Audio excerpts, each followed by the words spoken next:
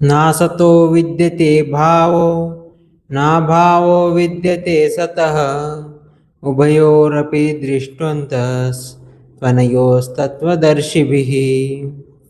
नासतो विद्यते भावो, तो कह रहे हैं कि असत्य का कभी भी भाव नहीं हो सकता है। जो असत्य पदार्थ है या वस्तु है उसका कभी भी सत्ता या अस्तित्व नहीं हो सकता है। तो वो कौन से पदार्थ हैं? तो वो पदार्थ है जैसे शीतोष्ण, सुख दुख आदि, जो पिछले श्लोक में बताए थे। क्योंकि वे असत्य क्यों है? क्योंकि वो उत्पन्न होने वाले और नष्ट होने वाले हैं, और इसलिए वो कैसे है? अनित्य। अनित्य इसलिए है क्योंकि जो वो क्षणिक सत्य है। जो भी पदार्थ उत्पन्न होता है और नष्ट होता है वो कुछ समय के लिए उसकी सत्ता होती है, उसके बाद वो अपना अस्तित्व या अपनी सत्ता को खो देता है। तो वो क्षणिक सत्य है, तो इसलिए इनको असत्य कहा है ना। और सत्य क्या है फिर? ना भावो विद्यते सतः, और सत्य का कभी भी अभाव नहीं हो सकता है ना। सत्य क्या है? जो शाश्वत सत्य है, जो सार्वभौमिक नित्य सत्य है, उसकी बात की जा रही है। तो ऐसा सार्वभौमिक नित्य सत्य क्या है? तो वो है आत्मा, जो है वो नित्य सत्य है। तो उसका कभी भी अभाव नहीं हो सकता है ना, आत्मा का।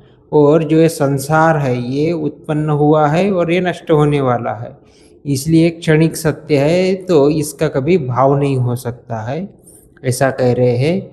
उभयोरपि दृष्टवन्तः, और इन दोनों का, जो सांसारिक जो सत्य है और शाश्वत जो आत्मा का सत्य है, इन दोनों का अंत मतलब एक तरह से पूर्ण रूप से इनको अच्छे से अनुभव पूर्वक कारण सहित जिसने जान लिया है, समझ लिया है ना, अनुभव किया है, वे लोग, वे कौन है?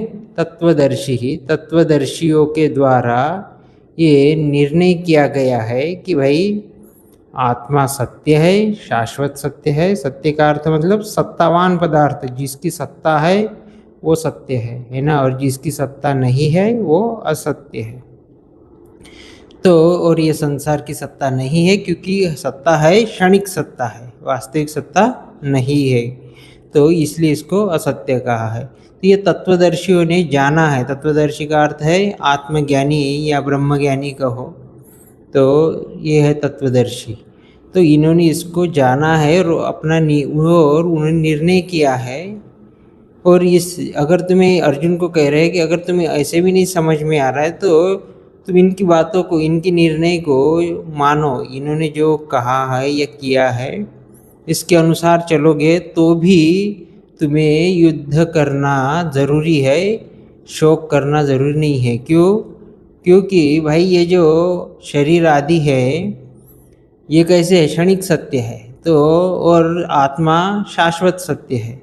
तो कितने भी तुम शरीर मारो, कोई टेंशन की बात नहीं है। तुम क्षत्रिय हो, क्षत्रिय का धर्म ही है, और आत्मा तो कभी मरने वाला है ही नहीं। तो इसलिए ये शोक मत करो कि भाई मैं मतलब भीष्म आदि को मार रहा हूँ, क्योंकि वो आत्मा रूप से नित्य है।